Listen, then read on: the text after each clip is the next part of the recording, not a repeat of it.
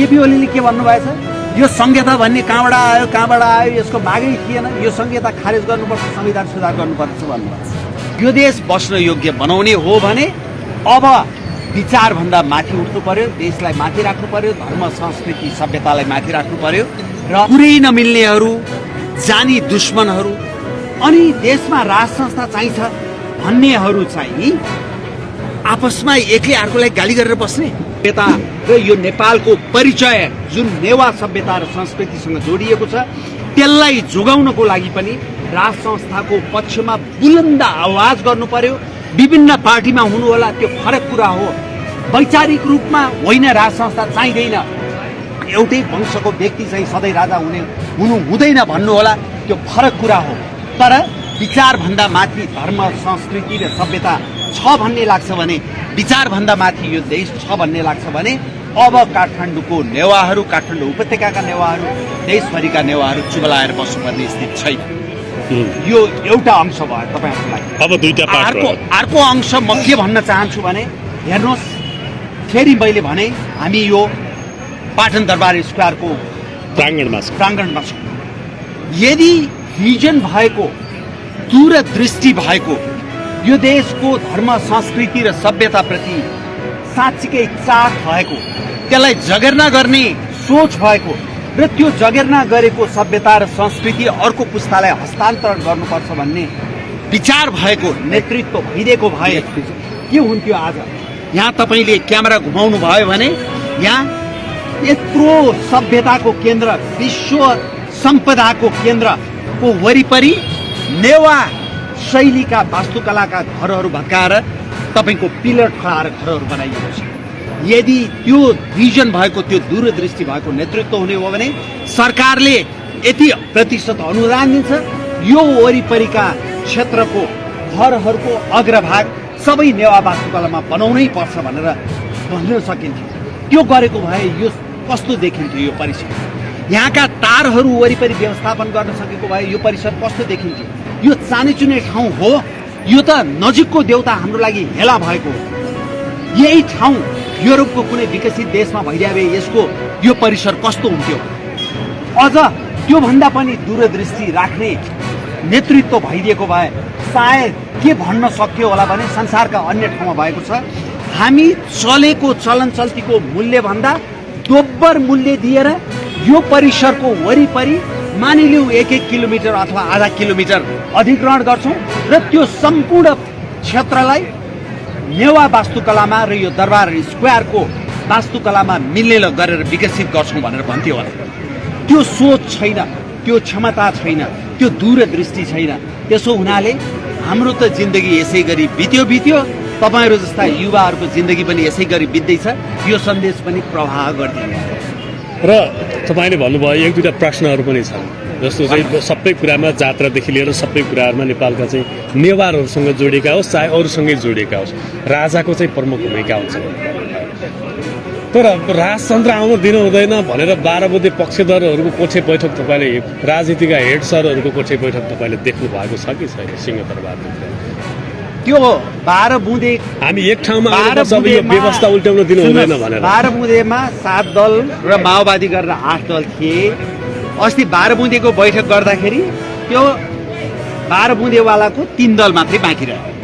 त्यो 3 दलमा नि गएर के कुरा गरेछन्? शेरबहादुर देउवाले भन्नुभएछ, यो धर्मनिरपेक्षता भन्ने कहाँबाट आयो? यो ओमकार परिवार 90% भन्दा बढी भएको ठाउँमा यो धर्मनिरपेक्षता भएन, यसलाई सुधार्नुपर्छ भन्नुभएछ। उहाँले मार्ग परिवर्तन गरिसक्नु भयो। अब मलाई मार्ग परिवर्तन गरे भनेर गाली गरेर के गर्नुहुन्छ, होइन? त्यसपछि केपी ओलीले के भन्नुभएछ? यो संहिता भन्ने कहाँबाट आयो, यसको मागै थिएन, यो संहिता खारेज गर्नुपर्छ, संविधान सुधार गर्नुपर्छ भन्नुभएछ। गणतन्त्रको बारेमा चाहिँ बोल्न सक्दैनन् अहिलेसम्म, त्यो पनि बोल्छन्, त्यहाँ पनि मार्ग परिवर्तन गर्छन्। किनभने बहुसंख्यक जनताले 1000 राजा हुनुभन्दा एउटा राजा हुनु राम्रो भनेर भन्न थालिसक्यो, होइन? अब 12 बुँदेवालाहरू 1 बुँदे भनेको हामीसँग लड्नको लागि तयारी गर्दै हुनुहुन्छ। तर कसरी तयारी गर्दै हुनुहुन्छ भने हाम्रै एजेन्डामा आएर तयारी गर्दै हुनुहुन्छ। अनि त्यो कुरा मिलिहाल्छ पछि, होइन? त्यस हुनाले त्यो चिन्ता गर्नु पर्दैन। सम्पूर्ण देशमा त्यो वातावरण बनिसक्यो। खाली त्यो आफ्नो अहमले गर्दाखेरि उहाँहरू परिवर्तन हुन नसक्नु भएको हो। परिवर्तन भएन भने हेर्नुहोस्, हाम्रो उमेरको मान्छेको जीवन त बित्यो, तपाईँहरूको जीवन बर्बाद हुनेवाला छ। तपाईँहरूले जिन्दगीभर साइकल चढ्नु भएको छ भने एउटा मोटरसाइकल चढ्न पनि सङ्घर्ष गर्नुपर्छ। भाग्यले उछित्याएछ भने भिन्दै कुरा। अनि त्यहाँबाट ऋण खोजेर कि खाडी जानुपर्छ, कि युरोप जानुपर्छ, कि युरोप अमेरिका जानुपर्छ। यो देशबाट अहिले पनि तपाईँहरू जस्ता युवाहरू झन्डै 10 लाखको सङ्ख्यामा यो देश छोडेर गइराखेका छन्। यो देश बस्न योग्य बनाउने हो भने अब विचारभन्दा माथि उठ्नु पर्यो, देशलाई माथि राख्नु पर्यो, धर्म संस्कृति सभ्यतालाई माथि राख्नु पर्यो र यो देश कतिपयले के भन्छ भने जस्तो तपाईँलाई मात्रै होइन, हिजो चाहिँ संसार तपाईँले राम्रो गर्नुभयो भने कसैले सुन्दैन पढ्दैन के संसार जगतबाट आउनुभएका धेरै चाहिँ अहिले राजनीतिक प्लेटफर्ममा हुनुभएको तपाईँ अब रविन्द्र मिश्र हुनुभयो, रवि लामिछाने इभन अस्ति रेडियोमा कार्यक्रम चलाउँदै गर्दा रवि लेन्जीलाई त रेडियो टेलिभिजनमै सुट गर्ने रहेछ राजनीतिमा भन्दा भनेर पनि टीका टिप्पणी गरे। तपाईँले विचारभन्दा माथि विषयलाई विचारभन्दा माथि देशभन्दा माथि नरेश हो भनेर भन्छ। हो, विचारभन्दा माथि देशका लागि नरेश, अहिले देशभन्दा माथि नरेश माथि नरेश होइन, देशका लागि नरेश। यति बुझ्न यसरी कहिलेकाहीँ किन लाग्छ कि लाग्दैन तपाईँलाई यो संसार जगत नछोडेको भएदेखि ठिक हुने रहेछ? राजनीतिमा आएर यत्रो धेरै सङ्घर्ष गर्नु पर्यो, मैले दुःख गर्नु पर्यो, अझै उपलब्धि हासिल भएको छैन भन्ने लाग्दैन तपाईँलाई? हेर्नुहोस्, मलाई त्यो अझै उपलब्धि हासिल भएन भन्ने मलाई चिन्ता छैन। मलाई तपाईँहरूको पुस्ताको चिन्ता छ कि राजनीति गर्दिनँ, फटाइ गरेर राजनीति गर्दिनँ। मैले त भनेकै छु, ढाकेर भोट माग्दिनँ, व्यक्ति जित्ने देश हार्ने राजनीति गर्दिनँ। देश हार्ने राजनीति भनेको मेरो स्वार्थको लागि, मेरो पदको लागि जे गर्नुपर्छ सबै गर्ने। तपाईँहरूको पुस्ताको बारेमा सोच्दै नसोच्नु। नाम चाहिँ तपाईँहरूको पुस्ताको लागि भनेर राजनीति गर्ने, तर केन्द्र चाहिँ आफूमा राख्ने। त्यसो हुनाले मलाई पद पनि पाउनु पर्यो होइन, मैले पैसा नि कमाउनु पर्यो। त्यस्तो पापको काम चाहिँ गरिँदैन। त्यस कारणले तपाईँहरूले गर्दा मैले टेन्सन पाएँ। संवैधानिक राज संस्था बिउजाउनु पर्छ भन्नेहरूको बिचमा किन फ्याक्सन छ? एउटा शक्ति आन्दोलनको घोषणा गरिरहेको छ, अर्को राजनीतिक दल अर्कोतर्फ मुख मोडेर बसेको छ। यो के भइरहेछ हेर्नुहोस् त। यो तपाईँहरूले आज लिएको इन्टरभ्यूको छुट्टै टुक्रा राख्नु होला, एकै ठाउँमा राख्नु भयो भने तपाईँले लामो बनाउनु भयो, हेर्दैन मान्छेले युट्युबमा है। तपाईँले सोधेको अहिले कुरा के हो भने 12 बुँदेवालाहरू त्यति बेला उनीहरू एक अर्काका कट्टर दुश्मन, टाउको मूल्य पनि राखेको, पार्टी फरक पर्यो भनेर गोली पनि ठोकेको, घाँटी पनि रेटेको, अङ्गभङ्ग पनि बनाएको होइन, तथा नाम एकले अर्कोलाई गाली पनि गरेको।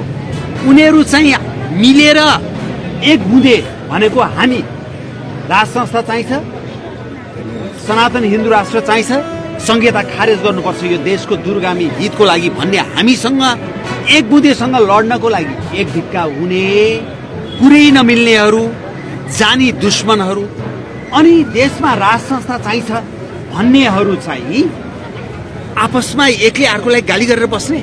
आउँछ त्यसरी राज संस्था आउँछ। आजको स्थिति के भइरहेछ नि? त्यस कारणले सम्पूर्ण राज संस्थावादीहरूलाई मेरो आग्रह के हो भने सके सहकार्य गरौँ। 12 बुँदेहरू सहकार्य गर्न सक्ने, हामी सहकार्य गर्न नसक्ने, सके सहकार्य गरौँ, नसके एउटाले अर्कोलाई गाली नगरौँ, एउटाले अर्कोलाई सहयोग गरौँ, अनि मात्रै हाम्रो आदर्श स्थापित हुन्छ। अन्यथा भाइ फुटे गवार लुटे भने जस्तो 12 बुँदेहरू सबै हाबी हुन्छन्। तपाईँको अहम, तपाईँको तुष्टि चाहिँ पुरा होला, तर तपाईँले लिन खोजेको लक्ष्य पुरा हुँदैन। त्यसै हुनाले राज संस्थावादीहरूलाई फेरि पनि मैले आग्रह गरेँ, सकिन्छ सहकार्य गरौँ। हामी सहकार्य गरौँ भने जनता अहिले सम्पूर्ण रूपमा हाम्रो एजेन्डाको पक्षमा छ। यही टुटफुट र विभिन्न विभाजनले गर्दा हामी हाम्रो लक्ष्यमा पुग्न नसकेको हो। त्यस कारणले गर्दाखेरि सहकार्य गरौँ र 12 बुँदेलाई ढालौँ, 12 बुँदेलाई ढालौँ। 12 बुँदेलाई नढाल्ने हो भने हामी त आफ्नो अहमका साथ बाँचौँला। हामीभन्दा मुनिको पुस्ताको लागि यो देश बस्न योग्य हुँदैन। यो देशको भौगोलिक अखण्डता, सार्वभौमसत्ता, शान्ति, स्थिरता, सामाजिक सौहार्दता कुनै कुराको पनि सुनिश्चितता हुँदैन। त्यसो हुनाले 12 बुँदेलाई ढाल्नै पर्छ। ढाल्ने भनेको हामीले माया नगरेर उनीहरूले हाने जस्तो गोली हानु, अङ्गभङ्ग पारौँ भनेको होइन। राजनीतिक रूपमा ढाल्ने भनेको त्यो ढाल्नै पर्छ। त्यसको लागि राज संस्थावादीहरू एक हुनै पर्छ, सहकार्य गर्नै पर्छ। ठिक छ, आफ्ना समूहहरू छन्, केही फरक पर्दैन, सहकार्य गरौँ। सहकार्य गर्न सकिँदैन भने पनि एकले अर्कोलाई सहयोग गरौँ, असहयोग नगरौँ, तथा नाम बाहिर गाली नगरौँ। त्यसो गऱ्यौँ भने हाम्रो लक्ष्य पुरा हुँदैन। जस्तो दुर्गा प्रसाई, अब त धेरै लामो दुर्गा प्रसाईले मक्सिर 7 गतेदेखि आन्दोलनको घोषणा गर्नुभएको छ। यो व्यवस्था मैले एउटै आन्दोलनले उल्टाइदिन्छु भनेर चाहिँ घोषणा गर्नुभएको छ। उहाँ राजतन्त्रको पक्षधर हुनुहुन्छ र हिजोको दिनमा उहाँको छवि जे भए पनि आजको दिनमा उहाँको पछाडि एउटा ठुलो मास देखिन्छ। त्यसलाई चाहिँ राप्रपाले सहयोग गर्ने अथवा क्याच गर्ने अथवा चाहिँ एउटा एक किसिमको चाहिँ सहयोगी भावना देखाउने गर्न किन सकिरहेको छैन भन्ने प्रश्न हो क्या हाम्रो। होइन, उहाँको के तपाईँहरू बिचमा आन्तरिक मनमुटाव छ? दुर्गा प्रसाईजीको छवि खराब छ भनेर भन्नुभयो तपाईँले। होइन, विगतमा जे भए पनि अहिले उहाँको हजारौं छवि खराब भएका मान्छे जसले दिन दिन तपाईँहरूको भविष्य बर्बाद गरिरहेछन्, तिनीहरूको चाहिँ भविष्य छवि खराब छैन। अनि उहाँकै चाहिँ खराब छ भनेर उहाँलाई मात्रै तारो किन बनाइरह? किन बनाएको उहाँलाई मात्रै तारो? होइन, विगतमा जे विवादित भए पनि अहिले उहाँको पछाडि मास छ। यहाँ विगत कोट्याउन थाल्यो भने विगत त कुरै छोडिदिनुहोस्, वर्तमान कोट्यायो भने पनि सब गनाउने दुर्गन्धहरू निस्किनेहरू मात्रै छन्। तिनीहरूले देशको नेतृत्व गरिरहेछ। त्यस हुनाले त्यो कुरा छोडिदिनुहोस्। उहाँले जे गर्दै हुनुहुन्छ एकदम आँटका साथ गर्नुपर्छ, सबले सहयोग गर्नुपर्छ। अघि मैले भने जस्तै तपाईँको राज संस्थाको पक्षमा अहिले आवाज उठाउने सबले सबलाई सहयोग गर्नुपर्छ। गाली गरेर हिँड्ने तपाईँ सहयोग गर्न तयार हुनुहुन्छ? अहिले यत्रो भनेको के भनेको त यो?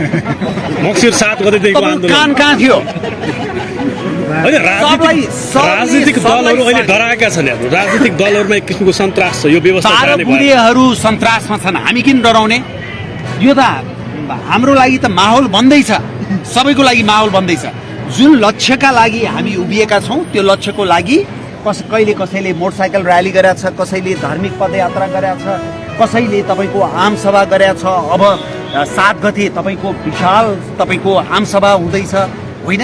यो सबै त राम्रो कुरा हो नि हाम्रो लक्ष्यको लागि। यसलाई नराम्रो भनेर गाली गरेर हिँडेर अनि लक्ष्यमा पुगिन्छ? यत्रो राम्रो कुरा गर्नुभयो तपाईँले। अब त्यो व्यवस्था उल्ट्याउन चाहनेहरूको लागि त यो असाध्यै राम्रो कुरा भयो। तर तपाईँले आफूले चाहिँ दुर्गा प्रसाई र राजेन्द्र रिङ्गलालाई किन मिलाउन सक्नुहुन्न? अरे नमिलेकै कहाँ छ भने एक अर्काको विवाद, एक अर्काको खेतो खन्ने, एक अर्काको चर्को आलोचना गर्ने भइरहेको छ। अब कसैले आलोचना गर्यो, हेर्नुहोस्, सुन्नुहोस्, राप्रपा भनेको राजनीतिक दल, राजनीतिक दलको अध्यक्ष हुन्छ। राजनीतिक पार्टी र राजनीतिक दलको अध्यक्षको आलोचना हुन्छ, त्यो स्वाभाविक हो। सबै पार्टीको हुन्छ, संसारभरि हुन्छ। अरू भनेको व्यक्ति हुन्, अभियानकर्ता हुन्। उहाँहरूलाई गाली गर्ने अधिकार छ। त्यो गाली गर्यो भनेर चित्त दुखाएर बस्ने? एउटै पार्टीको त एउटा नेताले अर्को नेतालाई गाली गरिरहेको हुन्छ, आलोचना गरेका हुन्छ। अनि पार्टीभन्दा बाहिर भएको मान्छेले चित्त दुखाउन भएन, मुटु ठुलो पार्नु पर्यो। किनभने देश बनाउन देशभन्दा ठुलो मुटु चाहिन्छ। त्यो मुटुभित्र देश अट्नुपर्छ। त्यसै हुनाले देशभन्दा ठुलो मुटु नभए हुँदैन। तर अहिले त चित्त दुखाएर मुख मोडेर बसेको अवस्था छ। तपाईलाई प्रश्न यो सोध्नु भनेको छ, लामो भइसक्यो भने। हजुर, अन्तिम प्रश्न सोधन। हिजो गोकुल बासुराले बोलेर के भन्नुभएको छ? एउटा सार्वजनिक कार्यक्रममा भने राज संस्था फर्किँदैन, राज संस्था यदि फर्काउने हो भने संसदबाट 2/3 बहुमत ल्याउनुहोस्। यो संविधान हामीले 3/3 पुरा गरेर ल्याएको हो, तपाईँहरू 2/3 ल्याउनुहोस् अनि बल्ल तपाईँको राज संस्था फर्किँदैन। नत्र यो लाभना देशको राजा ल्याउनु र राप्रपा या जो राजावादी छन् तिनीहरूले राजा ल्याउँछ भन्नु एकै हो भन्नुभएको छ। यसलाई कसरी लिनुहुन्छ?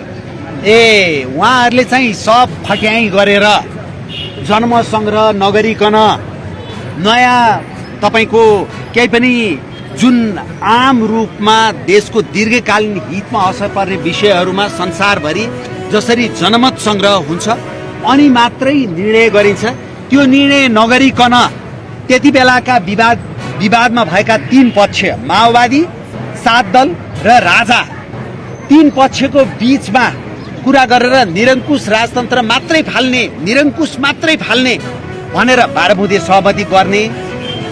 अनि संसदको जेठी छोरी पनि गद्दीको उत्तराधिकारी हुन सक्छ भन्ने। अनि पछि विवादको एउटा पक्ष राजा कमजोर भयो भनेर राजालाई चाहिँ ओझेलमा राखेर 2 पक्ष माओवादीसँग मिलेर प्रचण्डको पुच्छर बनेर प्रचण्ड पथमा हिँडेर राजा फाल्न